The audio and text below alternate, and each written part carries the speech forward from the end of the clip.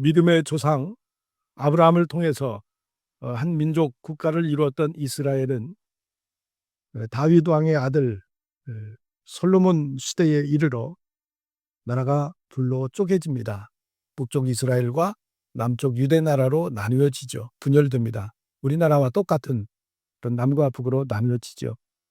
그러나 이것도 잠시 북쪽 이스라엘은 BC 722년에 아수르에게 멸망을 당하고 맙니다. 그리고 그 뒤를 이어서 722년, BC 722년에 남쪽 유대 나라도 바벨론에게 멸망을 당하고 맙니다. 여러분, 이스라엘이 어떤 나라입니까? 하나님의 약속의 민족입니다. 하나님께서 택한 백성들입니다. 그런데 그들이 북쪽 이스라엘, 남쪽 유대 나라 모두 멸망당하고 말았습니다. 바벨론의 포로가 됨으로써 조국을 다 잃어버렸습니다. 그래서 나라가 점령을 당하고 그들의 성지, 성전도 완전히 회파되고 말았습니다. 그들은 고향을 떠날 수밖에 없었고 가족들은 뿔뿔이 다 노예로 흩어졌습니다. 당연히 일터도 사라졌죠. 이스라엘 백성들은 그때부터 포로로 잡혀가서 노예 생활을 하게 되었습니다. 그들의 고통은, 육체의 고통은 말로 다 표현할 수가 없을 정도였습니다. 그러나 가장 큰 문제는 우리가 언제까지 이렇게 비참하게 살아야 하느냐, 그들에게 희망이 사라진 것이었죠. 언제 포로 생활이 끝날지 모른다는 것, 기약이 없는 내일의 소망이 끊긴 것, 그것이 그들에게는 제일 고통스러운 일이었습니다. 바로 그때 이스라엘의 예언자 이사야 선지자가 등장을 합니다. 우리가 잘 아는 이사야서는 상당히 길지만 그 이사야서가 한 명의 저자에 의해서 기록된 책은 아닙니다. 1 이사야, 2 이사야, 3 이사야가 있는데 오늘 읽은 본문 말씀은 3 이사야입니다. 이 3 이사야서는 예루살렘, 유다 나라의 회복에 대해서 예언이 된 말씀입니다. 사람이 누구든지 고통을 겪고 고난을 겪으면 다 과거를 돌아봅니다. 이스라엘 백성들도 포로 생활을 통해서 하나님께서 자기 민족을 사랑해 주시고 보호해 주시고 인도해 주셨던 그 때를 떠올리죠. 그래서 그들이 간절히 사모하는 건 뭐냐? 하나님이 다스리시는 나라, 하나님의 영광을 드러냈던 옛 이스라엘의 영광을 회복하는 것이었습니다. 오늘 54장 말씀을 보면 바로 그런 때 이사야 선지자가 나타나서 하나님의 예언의 말씀을 전해줍니다. 그것은 바로 희망의 메시지였습니다. 희망의 메시지였습니다. 이스라엘 백성들이 다시 회복될 것이다. 회복될 것이다. 하나님께서 이스라엘 백성들을 버리지 않으시고 다시 구원해 주신다고 하는 그런 희망의 메시지였습니다. 그 회복의 메시지는 요약하면 너희가 이제 수치를 벗고 곧 회복될 것이니 환호성을 지르고 소리를 질러라. 그런 메시지였고 앞으로 나타날 수많은 축복을 준비해 장막터를 넓혀라. 그리고 너희들의 부끄러운 과거는 이제 깨끗이 치유될 것이다. 그리고 다시는 하나님께서 너희를 이와 같은 고통으로 심판하지 않을 것이다 라고 하는 메시지를 이사야를 통해서 주십니다. 다시는 내가 너희들에게 화를 내지 않고 꾸짖지 않겠다. 너희를 향한 나의 사랑은 변함이 없고 평화를 주시겠다고 하는 약속은 흔들리지 않을 것이다 라고 이사야 선지자를 통해서 희망의 메시지를 발표합니다. 여러분, 그들이 이스라엘 백성들이 절망 가운데 빠져 있는데 이사야 선지자가 이런 희망의 메시지를 발표합니다. 이제 곧 우리는 고국으로 돌아갈 것이다. 그리고 하나님이 우리를 지켜주시고 우리를 회복시켜 주실 것이다. 힘들고 어려울 때 이런 희망의 메시지가 선포되니까 얼마나 좋았겠어요. 그들이 생각하는 좋은 일은 이제 우리가 다시 고국 땅으로, 그리던 고국 땅으로 돌아가서 옛날 영광스러웠던 예루살렘을 회복하고 1년에 3차 예루살렘 성전에 나가서 하나님을 예배하고 고국으로 돌아가서 성전도 다시 짓고 성벽도 높이 올려서 이제는 다시는 침략당하지 말고 우리 민족의 자주성을 지키면서 하나님을 경외하며 재미있게 살자. 그런 꿈에 부풀었을 것입니다. 그런데 계속 이어지는 이사야 선지자의 예언의 내용을 보면 그들이 바라는 것과 하나님의 생각은 조금 달랐습니다. 어떻게 달랐을까요? 옛날 예루살렘의 영광을 기대하는 이스라엘 백성들에게 하나님은 너희가 회복할 예루살렘은 옛날의 예루살렘의 영광이 아니라 지금까지는 한 번도 경험해 보지 못했던 새로운 예루살렘이 될 것이다 라고 말씀을 주십니다.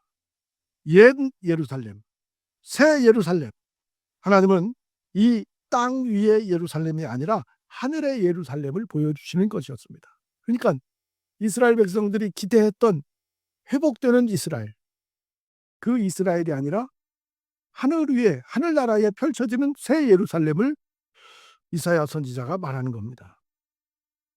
이스라엘 백성들에게 주려는 것은 옛날 예루살렘의 영광이 아니라 새로운 예루살렘, 다시 말하면 새 하늘과 새 땅의 예루살렘입니다. 그들이 한 번도 가져보지 못했던 예루살렘. 이스라엘 백성들이 포로로 잡혀간 지 짧게는 40년이고 길게는 70년 동안 포로 생활을 했어요. 그 세월이 얼마나 길었겠습니까? 우리도 일제 36년 동안 얼마나 많이 고국을 떠났어요. 저 북한도로도 가고 징용을 가고 뭐 정신대로 가고, 얼마나 많은 사람들이, 젊은이들이, 힘쓰는 사람들이 다 외국으로 뿔뿔이 흩어졌습니까?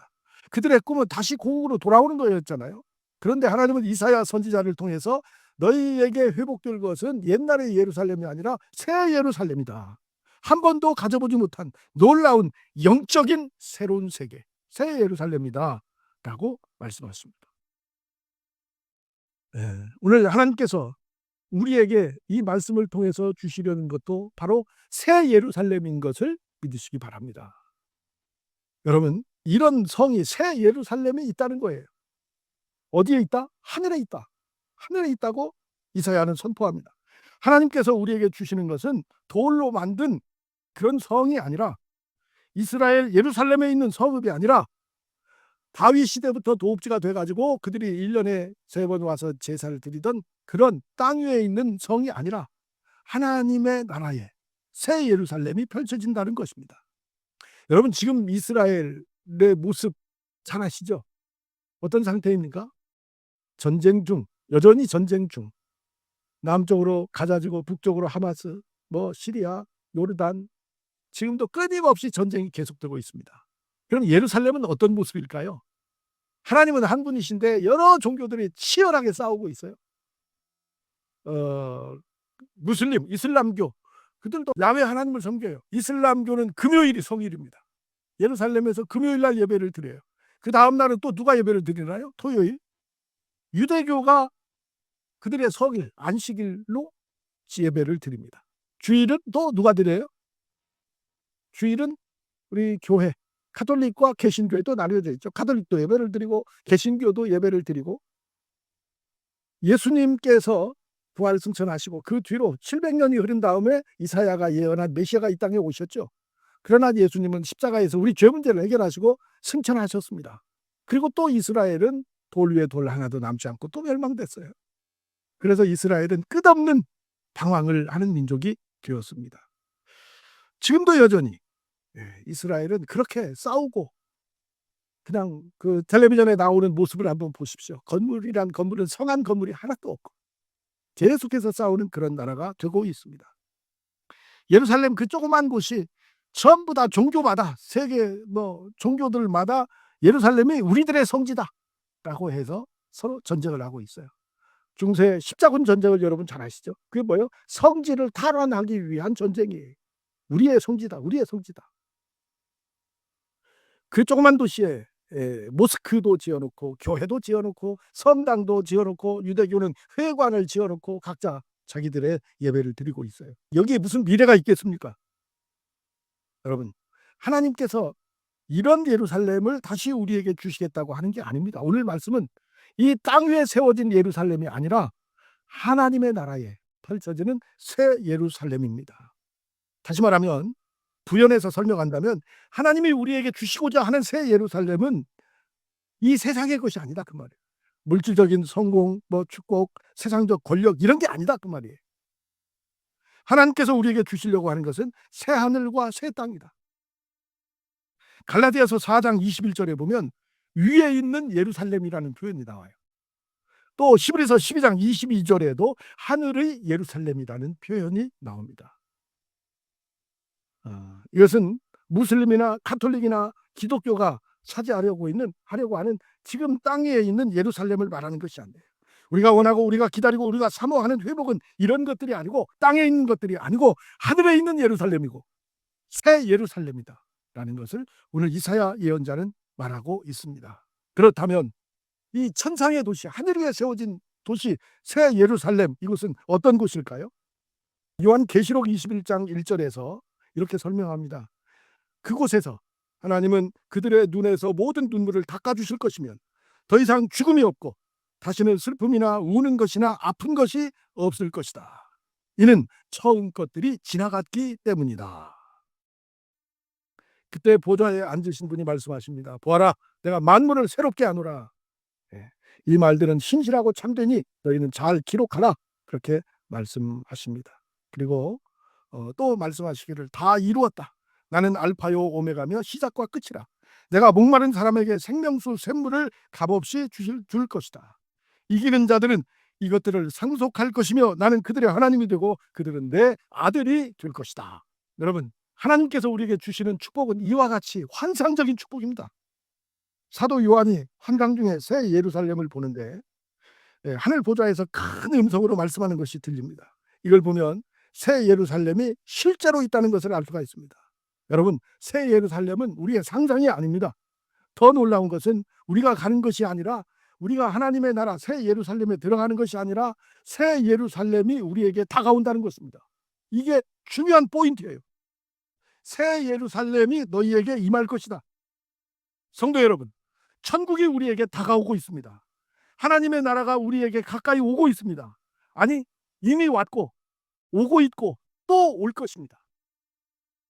그곳은 눈물도 없고 죽음도 없고 고통도 없고 병도 없는 곳입니다. 할렐루야. 그것이 바로 새 예루살렘입니다. 여러분, 그래서 우리의 비전은 하늘에 있는 거예요. 새 예루살렘에 있습니다. 땅의 권력에 있지 않습니다. 이 생각을 하면 감동이 되지 않습니까, 여러분?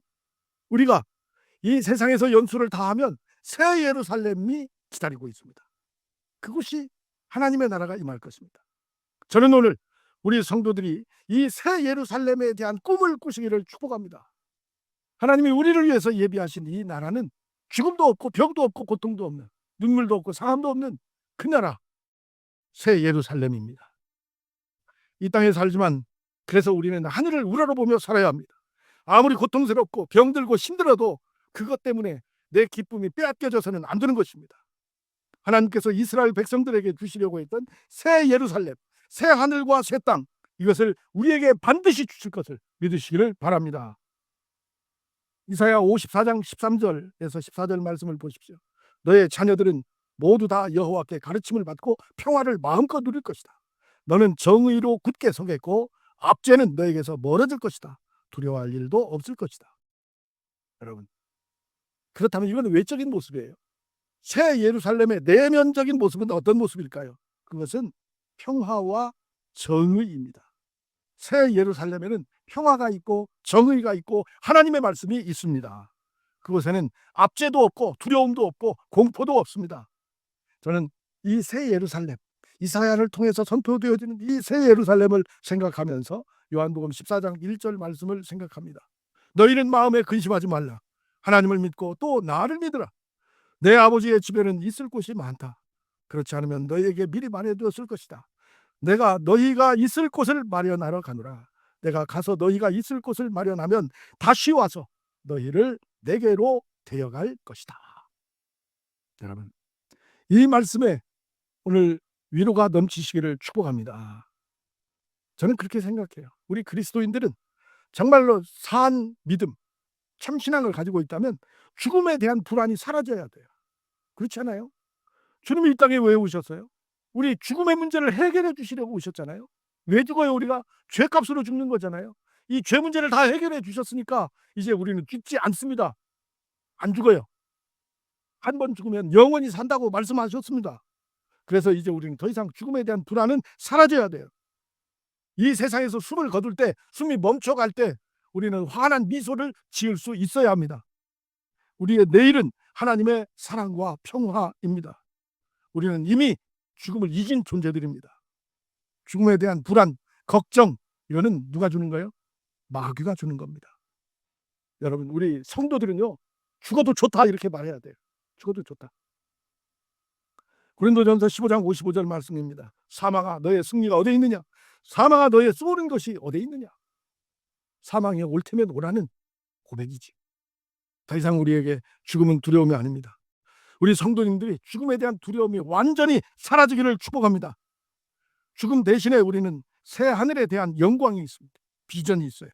새 하늘에 대한 영광을 누려야 하니까 마음 같으면 빨리 죽어서 하나님 나라에 가면 좋겠지만 아닌가요?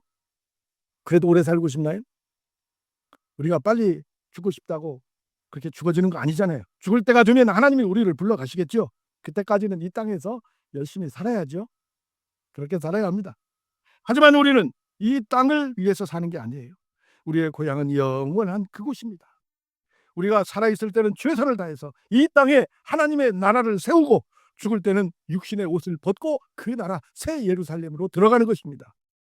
이곳은 영원히 살 곳은 아니죠. 우리 고향은 천국이고 새 하늘 새 땅이고 새 예루살렘인 것을 믿으시기를 바랍니다.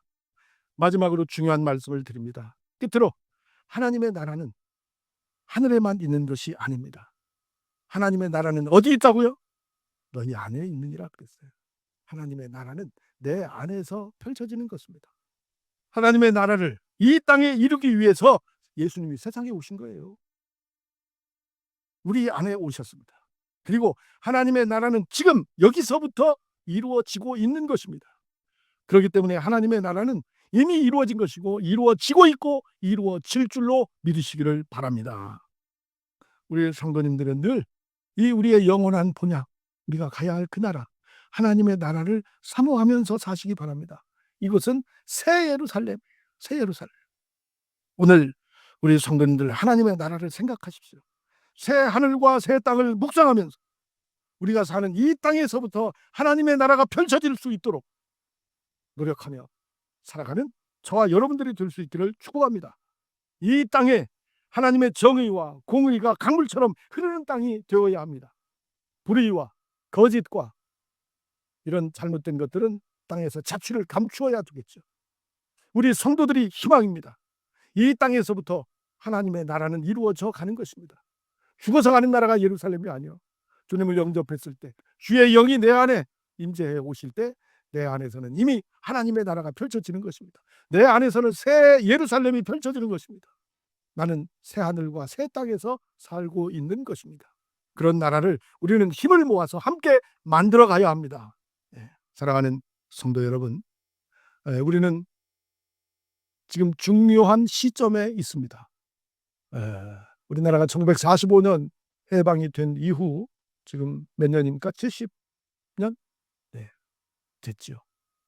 놀라운 속도로 민주주의가 뿌리를 내렸습니다만 그러나 아직도 부족한 것이 있고 또 미완성입니다. 여전히 미완성입니다. 이 미완성을 우리는 완성된 나라로 하나님의 나라로 만들어가야 할 책임이 우리 그리스도인들에게 있음을 기억하십시오. 그리고 이 나라의 정의가 공의가 펼쳐져서 모든 사람들이 약자들이 가난한 사람들이 없는 사람들이 활짝 웃으며 살 수 있는 그런 정의로운 나라 공의가 강물처럼 흐르는 그 나라를 함께 만들어서 하나님의 나라가 이 땅에서부터 펼쳐질 수 있도록 우리 함께 힘을 모아 전진하며 나아가는 우리 홍산교회 성도가 되시기를 주의 이름으로 축원합니다.